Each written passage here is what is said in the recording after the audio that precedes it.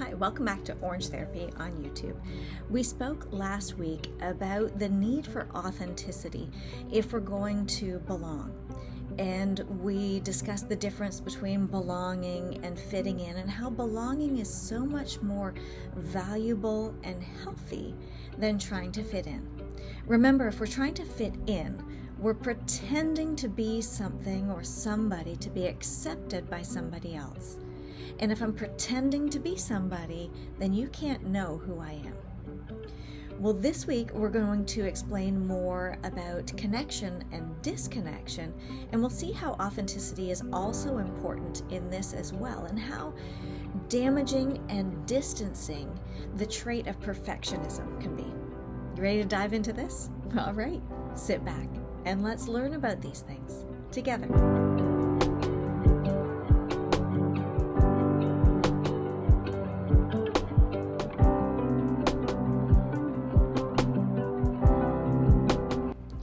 All right, well, if you know anything about connection and about attachment, you are already well aware that we are hardwired for connection. We need to connect to one another in order to be healthy right from the moment of birth. Did you know that babies know the scent of their mothers? Right out of the womb, they can detect that motherly scent, and that's why it's so important for moms, if at all possible, to be able to hold the baby skin on skin for that first piece of connection, that first vulnerable piece of connection. Well, the need for connection doesn't stop when we turn 1 or 5 or 15 or 50 or even 95. That need for connection is ongoing. It is a core need of people. We need to connect to other people. We need connection in which growth is a priority. It's actually a core motivation of us. And with growth connections, we're excited when we are in a connected relationship in which growth is a priority. Then I'm encouraging you to grow and you're encouraging me to grow. There is a underlying understanding that neither of us have arrived yet. We're not perfect.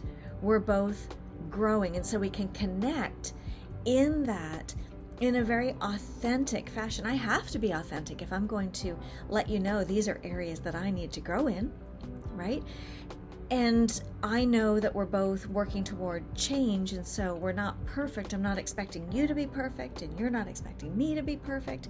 It's a very safe place to be, and we can explore those things together. We can feel very bonded, very connected in that type of relationship dynamic where we're both oriented toward growth and change and development, and there's this understanding that we're learning things, right?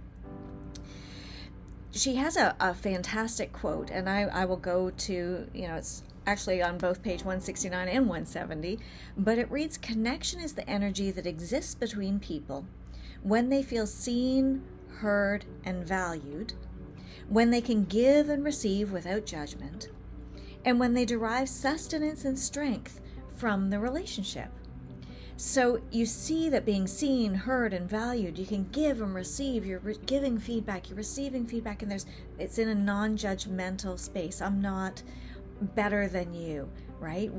It's kind of like a level playing field. And connection is in our neurobiology. As I said earlier, we need to be able to have this type of connection to be healthy and to grow. Disconnection happens though. Even in the healthiest of relationships, there are missteps. She says it's even inevitable that disconnections are going to happen. Even in the best relationships, there's going to be misunderstandings. There are going to be situations where I invalidate your emotions because I really wasn't hearing what you were saying. I was thinking about my point, and so you've been invalidated. There are going to be situations where you're going to feel excluded or actually be excluded from a different dynamic that is going on. You might feel humiliated by something that somebody says, or there might be some other type of emotional injury. And these disconnections can happen when they occur, but they're addressed. then the connection can actually be strengthened, because these disconnections, we are not perfect. These disconnections are going to happen. When I address them, I can strengthen the relationship with you. This is particularly important to understand when there is a power differential that is taking place. So between a child and a parent, or between a worker and a boss, when there's a power differential and there has been a disconnection, there's been a misunderstanding. Maybe in the workplace, the employee misunderstood instructions, and the boss gets upset with them. There's a misunderstanding between them about what was going to take place. If the employee is able to go to the boss and say, I think there's been a misunderstanding, this is what I thought was going on, and I think this is what you thought was going on, let's resolve this together, the connection can be strengthened. If the boss can go, yeah, that really was a misunderstanding, it was a misstep, I thought I had communicated to you that I needed you to do that, but I can see how you thought that I was going to do that, right? The bond, that connection piece can be strengthened. They were both allowed to be heard. Their opinions were valued, right? And so the connection is strengthened. In the situation with the child and an adult, if the child overhears the parent speaking to friends and say, yeah, they got a failing grade on that test, I don't know how they failed that test, and they feel humiliated, right? They walk in on them talking and everybody's laughing about this thing. If they're able to talk to their parent later and say, hey, I didn't make me feel good. They might not even have the words, it made me feel humiliated, right? I don't like it when you talk to your friends about my bad grades. If the parent is able to, in that moment, receive that and listen to the child and go, you know what? I wouldn't like it if people were talking about my failures either. I apologize, I won't do that anymore. The connection is strengthened. That child feels heard and valued and validated and seen, and the connection grows. In both of those situations, right? The connection can grow. And even in the other direction, the connection grows when we are able to address the injuries that happened. If we don't address, if we can't address, if we're not allowed to address that fracture in a relationship, it can lead to chronic disconnection and disempowerment for the person who is lower in the power dynamic, right? There is a disconnection there. They're not able to say what they think, what they feel. They're not able to say how this person's behavior is impacting them. They have no ability to be open and honest and vulnerable in that situation, and so they're disconnected. And the really interesting thing that she talks about is they don't just get disconnected from that other person, they become disconnected from themselves. Because if I'm not allowed to be that way, then can I be that way with myself? Am I allowed to feel that way?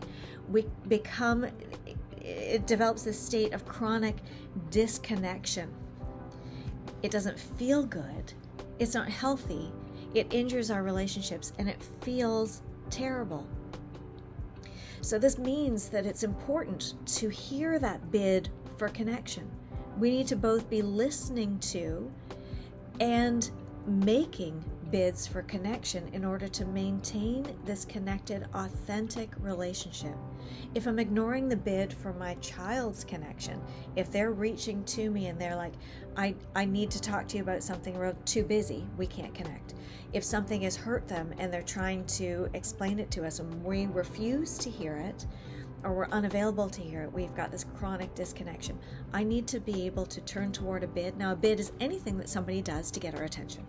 It's a bid, right? It might be sending a meme, right? That's maybe a bid from a friend. Hey, let's connect. I haven't spoken to you in a while.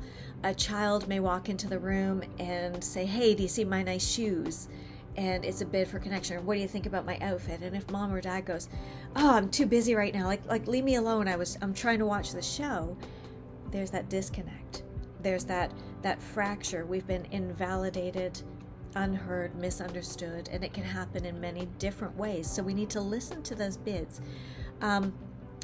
If we aren't paying attention to the bids, or we aren't making a bid, it's a recipe for loneliness for both parties. And loneliness is painful, right down to the neurobiological level. Loneliness is painful. We can feel actually pain in our bodies and emotionally. On the other end of the spectrum is perfectionism. Perfectionism stops us from connection as well. If I already feel that I'm perfect, how can I be in a relationship where we're both growing, where we're both sharing, where we're both encouraging one another to grow on? Because I'm already perfect. I don't need to grow. And if I demand perfection of you, then I'm not allowing for you to grow, for you to change, for you to be the person that you're going to become. There's not that ability to be vulnerable in our imperfection, because we're not perfect. Not a single one of us are.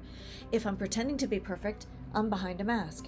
You can't know me because this is perfect me out here, but I'm not perfect. It's another disconnection. It's another piece that leads to disconnection when I am trying to present myself as perfect, or when I expect perfection from you. None of us is perfect.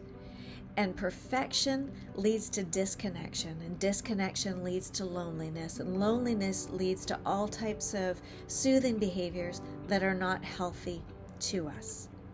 If you're having difficulty in a relationship, seek out help of a mental health counselor to help you work through your feelings of disconnection, to have those validated by somebody, right? Somebody who can help you in a growth relationship so you can develop connection with an individual where growth is a priority for you. I hope that you have people in your life that are like that. I hope that you can see that perfectionism is not a healthy place to be. It doesn't allow me to forgive myself for making mistakes, because I'm not allowed to make mistakes, because I must be perfect to be valued. But if I am perfect, then I am creating disconnection from those people that I really want to be in relationship with. And the reason I'm trying to be perfect is so I can be. But the reality is, I can be in a caring, authentic, loving relationship if I lay down that mantle of perfectionism. I do not need to be, nor can I be perfect, but I can be connected, and I can grow, and I can encourage you to grow. I hope that you'll learn something from this brief YouTube video today. Like, subscribe, share. Let me know your thoughts down below. Let me know if you have somebody that you feel connected to. I certainly hope you do. I hope at least that you are starting to feel connected to yourself. I hope to see you back here next week at Orange Therapy on YouTube, where you are welcome, right here, exactly as you are.